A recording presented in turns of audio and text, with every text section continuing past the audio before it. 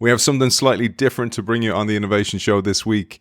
This is a rip directly from a stage where I was MC for the tech stage at the 15 Seconds in Graz in Austria, the day after I gave my own keynote.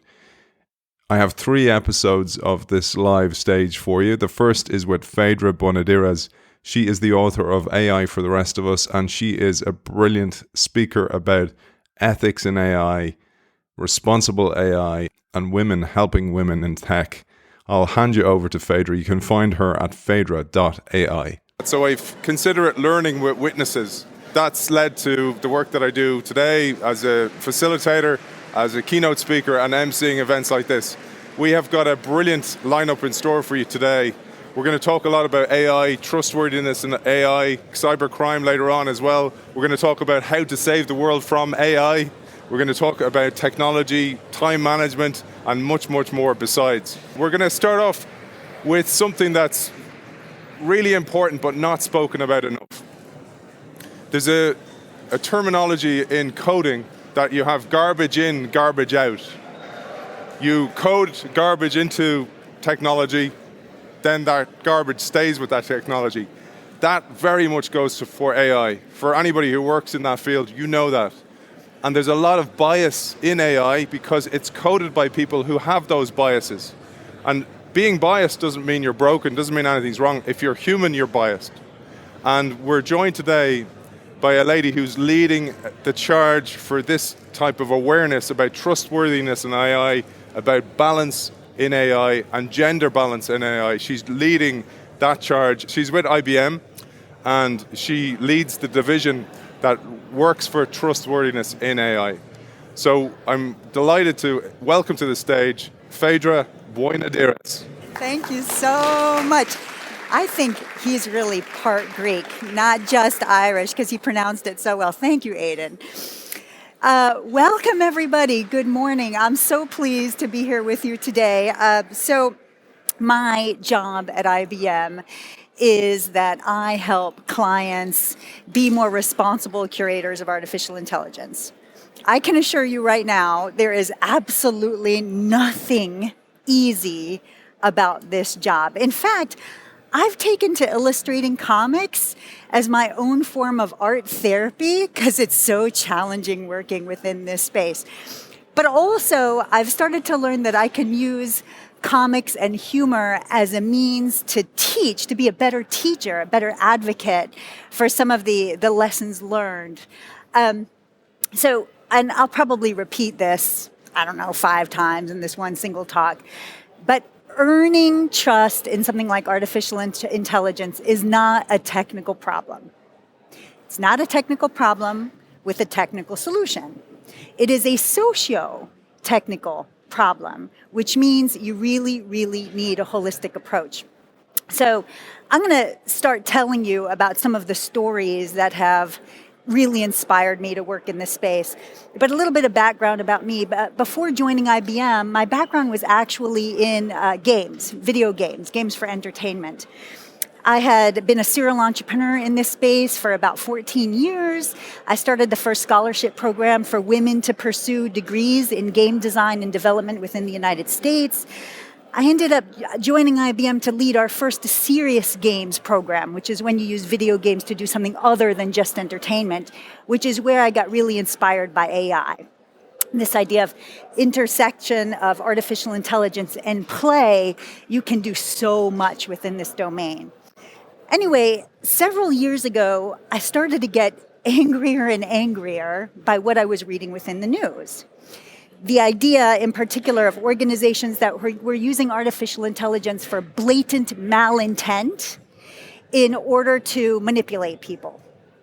And so I decided to pursue a PhD program and learn as much as I possibly could within this space. So as I began my PhD, I began to recognize very, very quickly, first of all, that it's a socio-technical challenge, but then also even organizations that truly have the very best of intentions with respect to their use of AI can end up causing both individual as well as societal harm. So some of the stories, again, that influenced me, first of all, the state of Michigan within the United States, they procured an AI model to predict welfare fraud within their citizenry. It ran for 3 years with an accuracy score of less than 10%. So thousands of vulnerable families were erroneously fined, right? Another example, the US judicial system had procured an AI model to help predict the level of recidivism of prisoners, the likelihood of a prisoner committing another crime. And this was an AI model that was meant to help better augment judges in the courtroom. So a leading publication called ProPublica did a deep dive into the training data for this particular AI model, and of course it was trained on historically racist data, in which case when this came out, they went and took it down. Another example, a police force within the country of Spain, they had procured an AI model also to predict the level of recidivism of domestic abusers, right? So let's say someone were to go to the police and say, I'm really worried about my spouse or my partner being abusive. They would put that spouse or partner's information within the system, and it would spit out a score. If the score was high enough, the police would put a protective order in place. If it was low, they wouldn't do anything, right? It was only after 19 women were murdered that they did an audit on the model. And they found out, hey, there's some serious bias within this model, including the fact that it turns out the bias was that if someone from a wealthy household were to make a complaint, the score would be lower because somehow domestic abuse doesn't happen in wealthy households, right? But you have to go even further to ask yourself, was this actually the right use case for artificial intelligence? Who is in the room when deciding to use an AI model for something like this? Any victims of domestic abuse, right? So another one, again, an organization who had the best of intentions, they procured, or actually developed an AI model to help them with the level of diversity and inclusivity in their recruiting processes, okay? And the way that this worked was they wanted the AI model to be blind to things like gender and race and ethnicity. Okay, so they trained the model to recognize what they called star performer traits. So in this company, those senior executives who were really spectacular and amazing, to train the AI model to recognize traits that were similar to those employees. Well, it just so happened within this company that those star performers were predominantly white, male, from Ivy League schools. So socioeconomically elite backgrounds, let's say. And it just so happens, if your CV or your application happened to say that you were a Girl Scout troop leader, because there weren't star performers who had such a trait, it would automatically rank your resume or your CV lower. So in essence, the bias was baked into the rest of the data. You with me? These are the kinds of things, again, best of intentions, but again, without understanding the real nature of artificial intelligence, these all ended up causing both individual as well as societal harm. The Future of Privacy Forum, and I know this is super small, but the Future of Privacy Forum has done a great job categorizing different forms of harm, like loss of opportunity, economic loss, social detriment, loss of liberty. And now with generative AI, we're seeing even more different kinds of categories of potential harm, including people saying that it's polluting the internet, okay? Whenever we talk about artificial intelligence, it's incredibly important that we talk about power. Power, right? Mary Parker Follett, back in the early 1920s, did a fantastic job talking about categories of power. And when we talk about artificial intelligence, we have to ask ourselves, does this offer power over people, power with people, or power to people? The Maori actually went so far as to publish their point of view on data sovereignty. So I want to read this out loud so you can understand. Digital colonialism is the new deployment of quasi-imperial power over a vast number of people without their explicit consent, manifested in rules, designs, languages, cultures, and belief systems by a vastly dominant power. When we took the time to ask ourselves this fundamental question, which is what I would recommend of you within your organizations, what is the relationship we ultimately want to have with artificial intelligence? We came up with these 3 fundamental principles. Now, these seem really simple, but I promise you they are not. The first one is, what is the purpose of AI? It is not meant to displace people. It is not meant to have control over people. It is meant to augment human intelligence. But we as practitioners have to go further to ask ourselves the question, what is the experience like of a human once they've been augmented by AI? The second statement that you see here is a statement about consent, right? About data. Data and insights associated with those data belong to their creator. And the third one is about our AI systems having to be transparent and explainable. And more on that in a minute. When you come up with your own principles, make sure that they align directly to the culture of your organization, because ultimately, making sure that practitioners know how to behave or how to think about things like data and AI is absolutely critical. This is a timeline that talks about IBM's journey, and I just want to point out a couple of different things. So we've been developing AI tools to help practitioners develop AI responsibly since about 2013, doing things like mining data sets for bias. 2015, we hired our first AI ethics leader.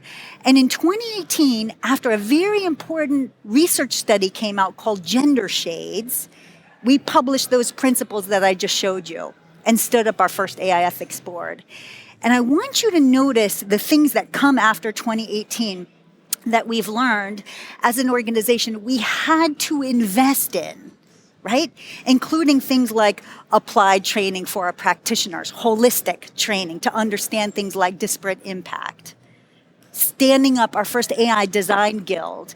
So again, we have practitioners thinking about, what is the experience like of a person once they've been augmented? Does it actually empower people? About 80% of investments in AI get stalled in proof of concept. It never actually sees the light of day. And this is typically because of a couple of different issues. One is that the investments in AI aren't actually directly tied to business strategy. And the second is that people just don't trust the results of the model. So what does it take to earn people's trust? We came up with these 5 different pillars. And again, these words sound really simple. I promise you they are not. The first one, fairness. What I think is fair may not be what Aidan thinks is fair, or what you think is fair, because there's actually many different worldviews on fairness. So when you and your organizations are coming up with your principles, you also need to think about what is your organization's worldview on fairness so that they get exemplified within your AI models. You with me? Right? There's equality, there's equity, there's meritocracy, there's many different versions of fairness. The second pillar is explainability. As you have an AI model that's making a determination that could affect your life or livelihood or other people's lives or livelihoods, what data or what expertise was being used in order to make that decision? Is that output even interpretable by people? The third one is robustness, right? Is it tamper-proof? The fourth is transparency. Is there somewhere I can go to find out who's accountable for this model? How much better does this AI model perform compared to a human? When was the last time this was audited? What was it audited for? Right? Is this interpretable? Can I understand this output? Is it easy to find? Am I even being told that an AI model is being used? And of course, the last one, does it protect data privacy? Systems of inequity do perpetrate into our technologies.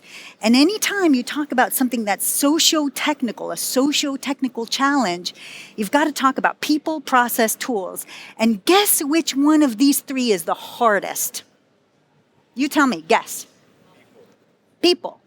It's people, by far. People. What is the right culture required to curate AI responsibly? So I'm going to talk a lot about culture in the last few minutes that I've got.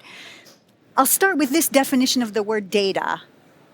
Data is an artifact of the human experience. We humans, we make the data, or the machines that create the data. And guess what? We have 188 biases and counting.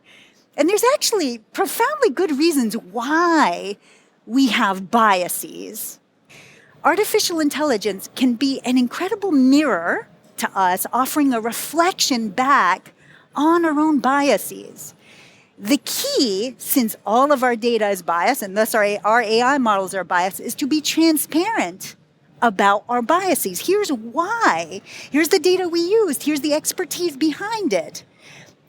If that AI, that reflection, gives you insights about biases that do not align to your organization's values, that's when you know you have to be brave enough to change. Because prejudice is an emotional commitment to ignorance. Back to the Maori. To the Maori, data is sacred.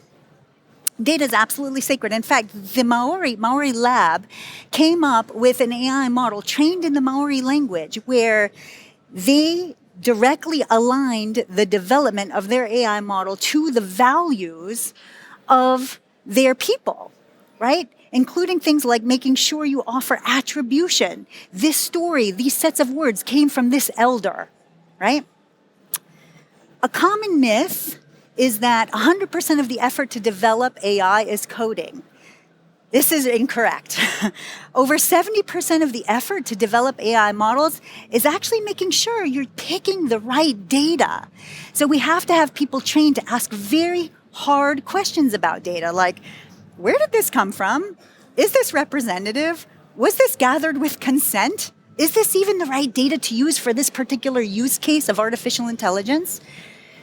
We use design thinking heavily at IBM with our customers and amongst ourselves as practitioners to think through disparate impact.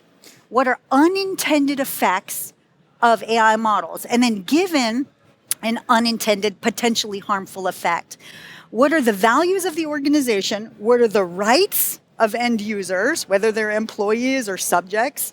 And then given those rights and given that potential harm, how do you design in order to mitigate risk? When I'm asked, what is the right kind of culture, organizational culture required to curate AI responsibly, there are three major things that I want you to remember. One is that you have to approach the space with humility, right? Because as much as there is to learn, there's so much more we actually have to unlearn, right? That's number one. So open growth mindset, humility. Number two is big emphasis on diversity and inclusivity. Because today there's a very small, homogeneous group of humans developing AI, and it is their worldview which is being calcified in our AI models. So we desperately need teams made up of diverse and inclusive people developing AI. And I don't mean just gender and race and ethnicity. I'm talking about different lived world experiences, okay? And then let me show you this. So this actually came from a research study that we publicly published. I want you to see some of these statistics, right? Look at who's working in tech enterprises today and who's actually working in artificial intelligence, right? Women, 33% in tech, only 6% in AI. Black, Indigenous people of color, 10% in tech, only 6% in AI. LGBTQ+, 4% working in tech, 1% working in AI. Now, I mentioned there were three. This is the third. And this may possibly be the hardest, is that the teams developing AI have to be multidisciplinary, right? And I developed this comic. Again, all my comics are developed out of sheer frustration. I told you, it's my own form of art therapy, right? So I developed this one, right? Welcome to the AI Ethics Summit, where we believe AI ethics is a multidisciplinary effort. You designers, psychologists, lawyers, diversity advocates, all these social scientists leave the room because we need those seats. I wrote this because more often when you go to an AI summit or you open a white paper on the subject of artificial intelligence, they're not being communicated or marketed. The language that is being used isn't targeting social scientists like the ones described here. You with me? And yet we say it's multidisciplinary, right? So it's incredibly important that, again, we as practitioners are open with our practice. This is a snippet from a risk assessment form that was publicly published by another big tech company. And I had a conversation with their chief responsible AI officer about this form. And I was thanking her. I'm like, oh, thank you so much for putting this online. And she said, you know what the hardest part is about these risk assessment forms? She said, AI model owners have no idea how to talk about disparate impact. They don't know how to talk about vulnerable communities. They haven't been taught, right? Which, again, I did this one on the plane, so it's not as pretty as my other ones, but out of sheer frustration, I blame education, right? You don't need to take humanities courses, Bob. You're getting an AIML degree, says the university. Chinking of champagne glasses. Congratulations, you deployed the AI model to help our clients determine interest rates on home loans in record time. And the cover of the New York Times says, AI models systematize redlining in disadvantaged communities. And Bob doesn't know what redlining is. He hasn't been taught, right? What are systemic inequities? What's happening today? He doesn't know. He is unaware. So some of the things we're doing at IBM, again, focusing specifically on diverse and inclusive teams, multidisciplinary aspects of these teams, is we created a Trustworthy AI Center of Excellence. This is a community where we said, we don't care what your background is. We don't care if you're interested in the subject of AI ethics, you are invited here. And we start working on really, really cool projects so people can have epiphanies about why it's valuable to have skills different from your own working together on a team, including a project, what does the Titanic teach us about explainable AI?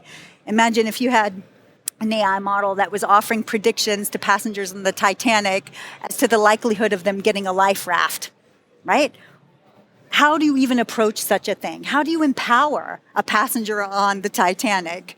What kind of information do you reveal and when? How are you explicit about your bias, right? So I often get asked, look, I believe in what you're saying, but I don't feel like I have any power.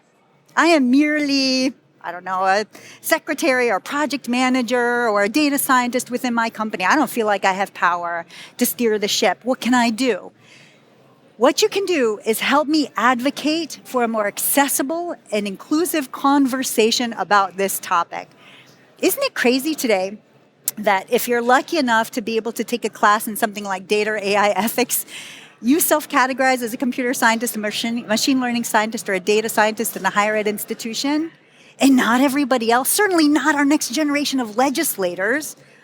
Why aren't we teaching artificial intelligence today in social studies classes where it ultimately belongs? Let's teach it in high school. Let's even teach it in middle school.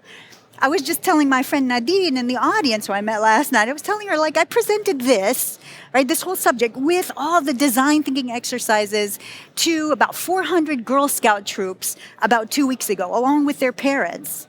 They get it. They understand power. So I do a lot of volunteer work in K through 12, and I was invited to go and present at a children's museum, a kids' code event in essence. And I thought to myself, okay, how young can I go to teach this subject? How can I use pop culture as a means to really give people an understanding, young people an understanding of the space? So together with a local high school, we developed an AI-powered Harry Potter sorting hat. So you guys remember Harry Potter, right? So in the book, you put the hat on your head and it uses magic to sort of mine your brain and figure out which Hogwarts house you're in. And then it says it, right? Like Ravenclaw. So with this one, we had a hat just like this one. It was awesome. It had a hidden microphone in it, connected to a laptop, running a simple natural language processor with an algorithm that would categorize a child into a Hogwarts house based on what they said.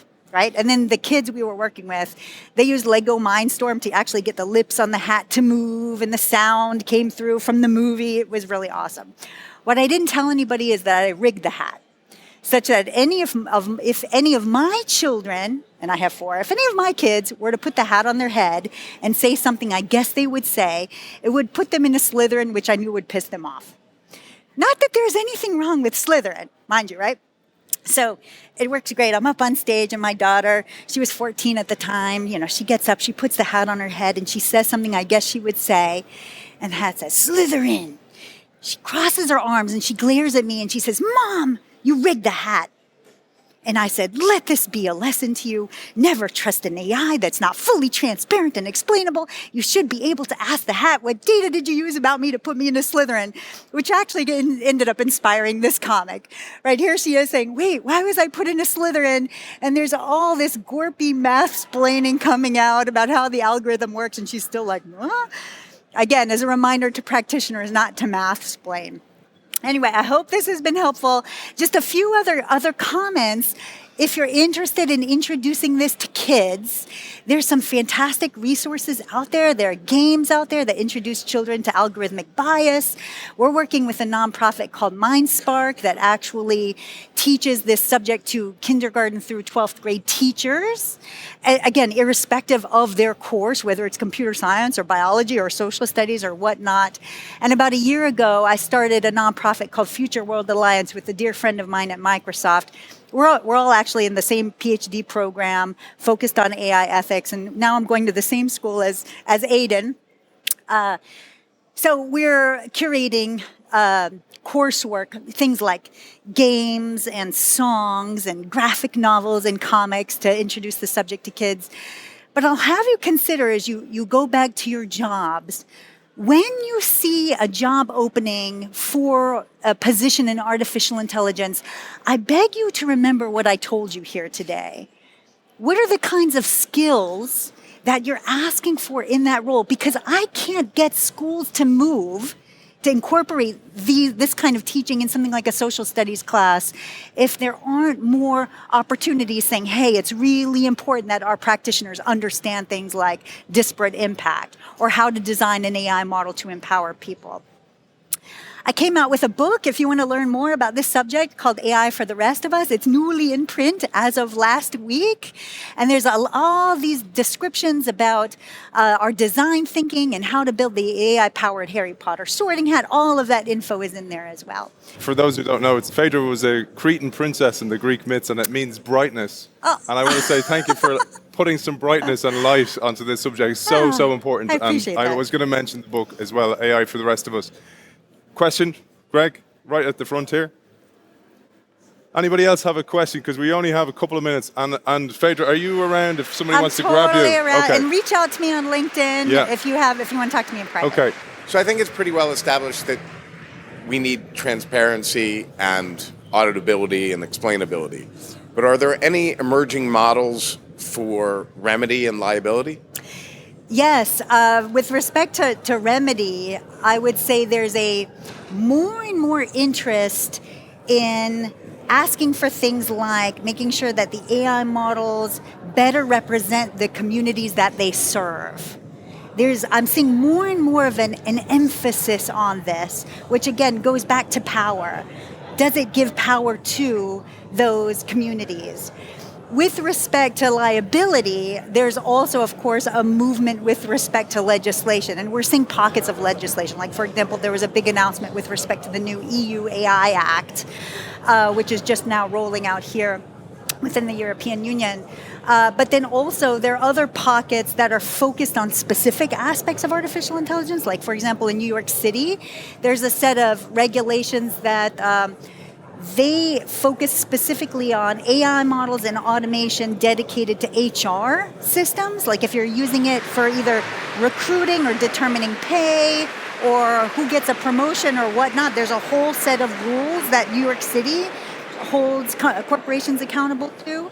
But really, I'm not seeing as yet a world movement or worldwide set of standards, if that's what you're asking for within this space. Again, I'm pushing not only for people to have a better understanding of compliance and regulation, but also just a better understanding about what is the nature of this space and why we need more different kinds of people developing AI. There was one thing I wanted to say to you, because we've got 2 minutes, is privilege is invisible. So when somebody is privileged and they have a privilege in their life, I don't know if any of you saw the Netflix documentary about Woodstock 99. It's called Trainwreck because it was an absolute disaster. And the organizers had no understanding of the bands that they had recruited, and it was an absolute mess. It was a train wreck. But it was because of their position of privilege that they couldn't see what was unfolding underneath them. and privilege is closely linked to power. And that's one of the huge problems in there, is that coding is done by people of privilege who have no understanding of the struggles other people go through. That's exactly right. And it's why I'm advocating for things like social studies class. Yeah. Like what is inequity today? And it's unfortunate, at least within the United States, that there's a real divide with respect to teaching the subject of inequity, which is absolutely awful. Because again, if we don't have a better understanding about the communities and the wide variety of different communities in which AI must serve, then we're not going to be able to really develop AI in such a way that is equitable and that truly augments people's intelligence. Brilliant. Okay, right on time. I get a little shock with these headphones if I go over time, just so people know. That's so I'm going funny. to take the clicker off you here as well. Thank you so much. Here's the Bearer clicker. of the light, Phaedra, the Cretan princess. Thank you very much. That. Thank you very much. Cheers. Don't forget her book, AI for the Rest of Us, is just available now on all platforms, Amazon, etc.